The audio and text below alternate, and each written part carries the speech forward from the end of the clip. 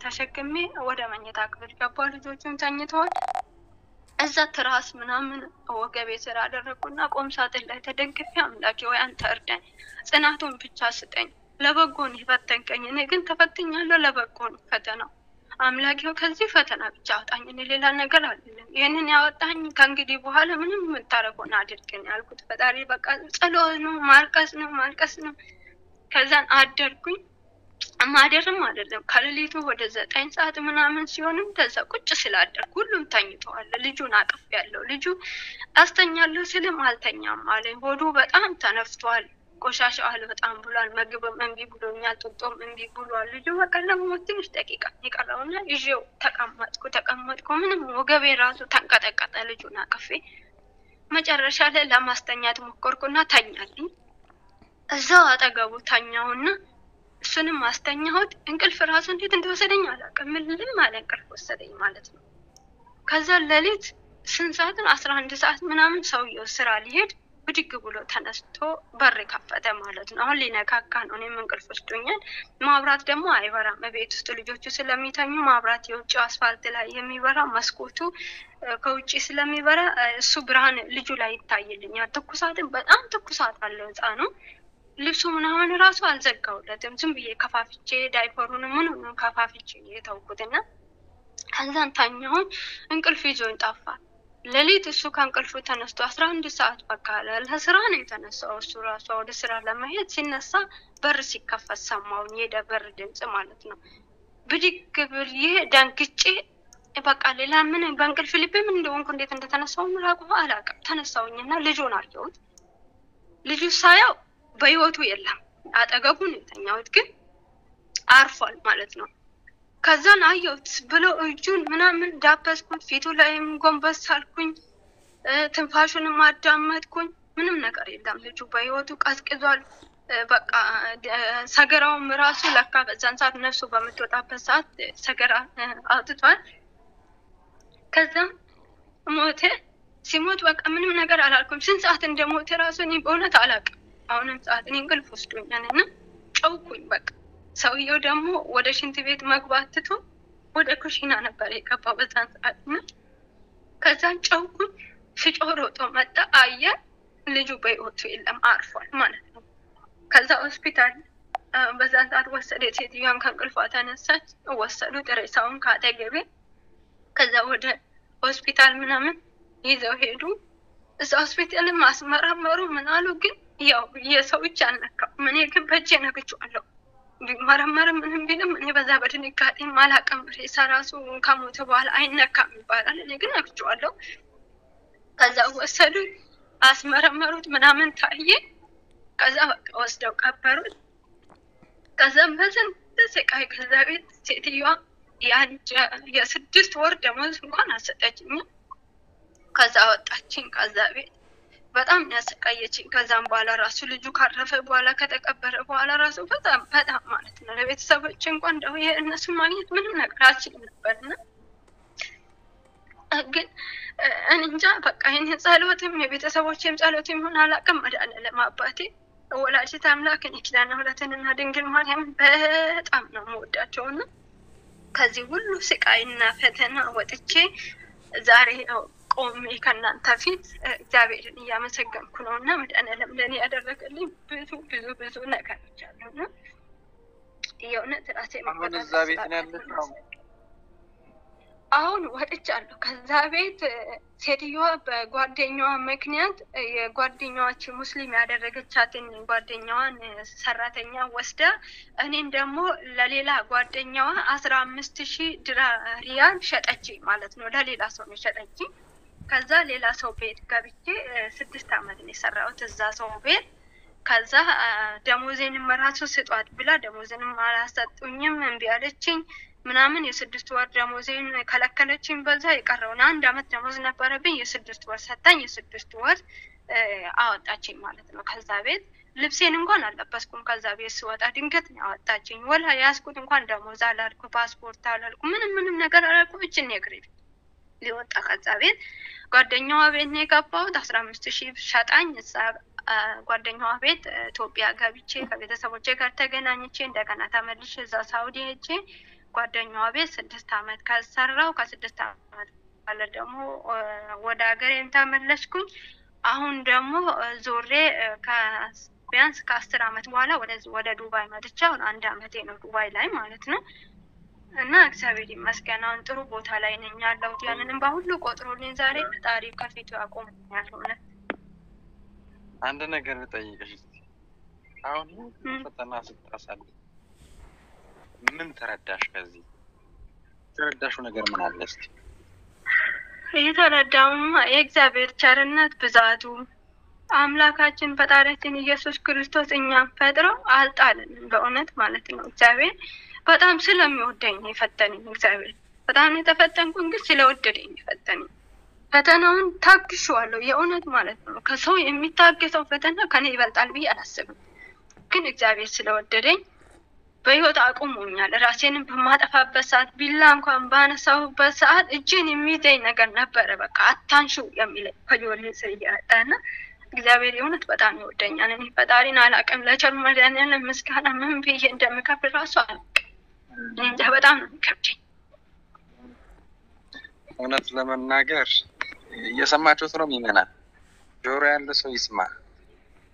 ይሄ ሁሉ ስቃይ የከፈለችው ሃይማኖቴን አልቀይርም ስላለች ብቻ ነው። እየሰማችሁት ነው። ሃይማኖቴን አልቀይርም። እውነት ለመናገር በቃ ኦርቶዶክስ ማለት እንዲህ ነው። ይኸውላችሁ ከኛ የሚጠበቀው ማመን ብቻ ነው እንጂ ይሄ ደግሞ የሚለይ ታምር ነው።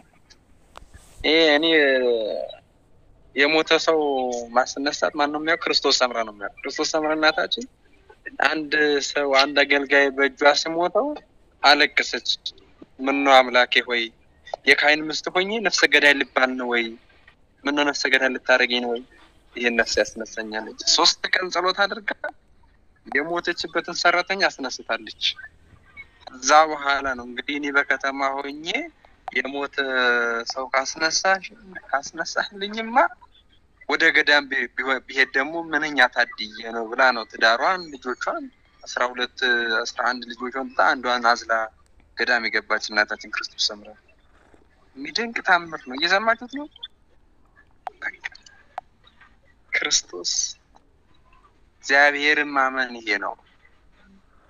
እንደዚህ ልጅ የተፈተነ የለም። እስካሁን የሰማሁት ታሪኮች ውስጥ ብዙ ሰው አዳምጬዋለሁ። የዚች ደግሞ አንደኛ የሚገርም ይሄ ሰማዕትነት ነው። ወሬ ገሙ ማለት ነው። ለሚያቀሰው ይሄ ሰማዕትነት ነው። በቃ ይኸውላችሁ ክርስቲያኖች ይሄን እየሰማችሁ ተስፋ አትቁረጡ። በቃ እኛም ይሄን ፕሮግራም ያመጣ ነው ክርስቲያኖች። ይኸውላችሁ ክርስቲያን ይፈተናል፣ መጨረሻው ያምራል። አድርግልኛልሽ መዳን ሁሉም ያድርግልሻል።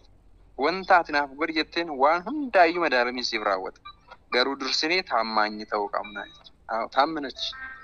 ራብን ደርሶበታል፣ እንቅልፍ መጣለች። የሁሉ ስቃይ ሲደርስበት በሰማይ ተመዝግቧል ማለት ነው። ሰሚ ጉባረት ገልሜፋ ማፊት ሆይ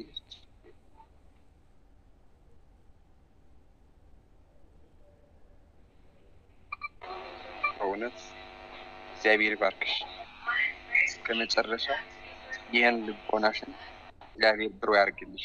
መድኃኒዓለም አሁንም ካንቺ ጋር ይሁን። እውነት አንቺ ብቻ ሳይሆን በአንቺ እምነት ቤተሰቦችሽ፣ እህቶችሽ፣ ዘመዶችሽ ሙሉ በአንቺ እምነት ድናል። መድኃኒዓለም አሁንም ካንቺ ጋር ነው። እሱ አሁንም ካንቺ ጋር ይሁን። ስዕል እንደበሉላችሁ መድረክ ላይ ያላችሁ በእውነት ይሄ አባታችን የቸሮ መድኃኒዓለም እናታችን ድንግል ማርያም ድንቅ ተአምር ነው።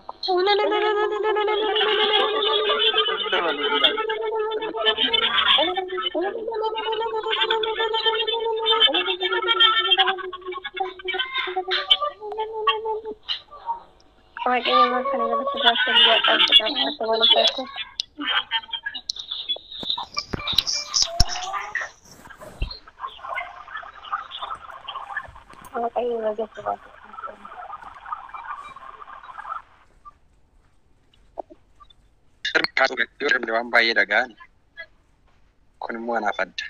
adda gaawagay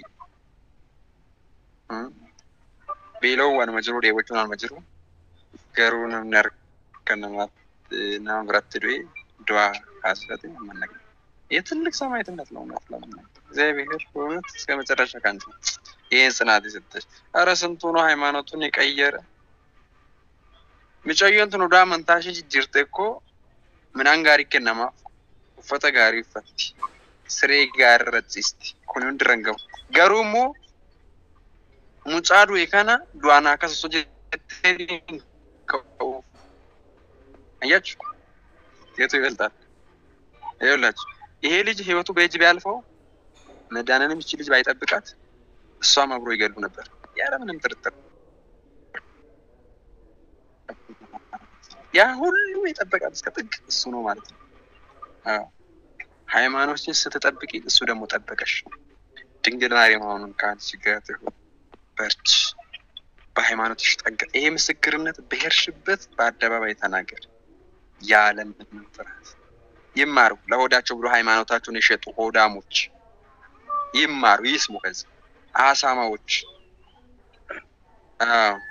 ለልብስ ብሎ ለዝና ብሎ ሃይማኖታቸው ሽጦ ማታባችን የበጠሱ ብዙ ኦርቶዶክሳውያን አሉ በአረብ ሀገር በስደት እንኳን ሀገር ውስጥ ራሱ መናፍቅ ሆነ ስንታል ይስሙ ጆሮአቸው ይግባ ይገርም ኦርቶዶክስ እንዲህ ናት በቃ ኦርቶዶክስ ታነ አባ አመኔ ፈይኝ እንኳን ጅራ ዱአን ይካፍ አመንታ ብቻ ወሬጋው ማወር ሰማያቱ ቁልቁሌት ያርሲ መስፋና ታጣመስ ዘባዶ መንታቂት በርች አዲስበት ቦታ ጠንክር እዚህ መዳለም ይስረጅራ እዚህ ቁልቁሎ ታስረጅራ ቆርማት ሄዱት እሺ አባቴ በዚህ በኩል ደግሞ በዚህ መናገር የሚፈልገው መድኃኒዓለም ለኔ ያደረገልኝ ብዙ ነገር ስለሆነ ባለፈው ለምእመናን እና በላለን ተብሎ 2,000 ብር ስናዋጣ ለማበሩም እንዲሁም አንድ ላይ 15,000 ነበር ላኩት ከዛ ውስጥ 3,550 ብር መሰለኝ ለእቱ ለክ ያለውና ለንጻ ማሰሪያ ተብሎ ያለፈው ሁለት መድኃኒዓለም የሁለተኛ ወራችን ነው ሲከበር ያመቱ ከዛ ላይ እንዲሰጡልኝ ለማመር ለዳቆንዬ ንገሪልኝ ቢላት ነበር እቱን ማለት ነውና ከዛ ላይ ብታስገቡልኝ ለበረከት ይሆንልኝ የሱ ሁለት አብዙ ስላለብኝ በዚህ ማልቅ እጄ ላይ ነበር ስለነበረ 3,850 መሰለኝ ብቻ ትዝ አይለኝም ከስነት ተፈሻ 3,000 ነው ማለት 3,000 ለኔ ጻፍሽልኝ እኮ ኮመሳዲ ጀራና ብሪስ አዎ የጣፍኩት ይረደን ወይ ዲበሻንታዬ ዲባ ሰደት ሻንታ መጣይም በኩረደምቱ ወይ እንጀቲ ኮምኒ ሰዲን ጥቃት ይገለተን ንረታዳ ባለን እንጀሬን ቶሬን ይቶዳን እንግዲህ ስማን ሰማው እግዚአብሔር ስለተሽን ይቀበልልሽ በእውነት የመዳናለም ውለታ ነው ሁላችን ብዙ ሁለታን ሰውን እንደከኛራ ባይራ እንደከኛራ ጉቴጅር እንደገኔ ይፈማል አመስ መናሳኪ ሰጥ አካቲ እንደሚ ፍቱ ጋባቲ ፍዝራት መዳለም ሲያታስሱ ተጨባ ይቢፋ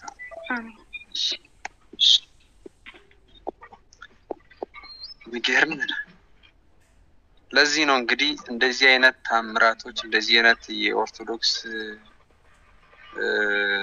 ድንቅ ነገሮች በዩቲዩብ ልናስተላልፍ የተዘጋጀ ነው ማለት ነው በነገራችን ላይ ያላችሁት